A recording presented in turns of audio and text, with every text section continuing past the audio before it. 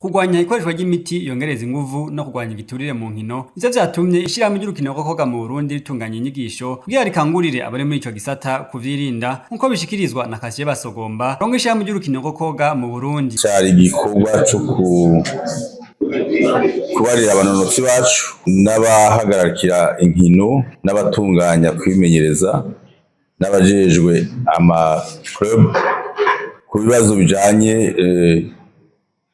no kufata bwa bumara utuma umuntu agira inguvu zidasanzwe atariziwe hamwe no kubabarira amabi ya corruption bivuga nk'igiturire muri sport canke gutunganya inkino zibesha abantu ngo ni inkino zabaye mukuri.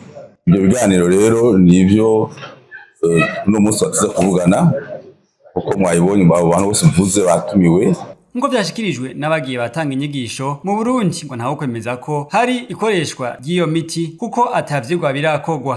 Cassien BASOGOMBA yabandanije ashikiriza ko batatunganije izo nyigisho kuko mu Burundi vyabaye ndanse ahubwo ngo ni kuko ari kibazo gihanze isi yose. Oya, ivyo bibazo ni ibibazo bihanze isi. Ni kuvuga yuko abantu bajejwe inkino kw'isi cyane abadutwara baduhamagara kwigisha ibyo bibazo kugira turonke abanonotsi bameze neza badafise ubusuma n'imigenzo myiza. Umuntu yiroga kugira yoge gusumbya abandi canke yiroge gusumbya abandi atsinda uwundi aciye muri bijya n'ubusuma. Kubesha ko watungaje inkino bita manipulation navyo nyine n'ubusuma.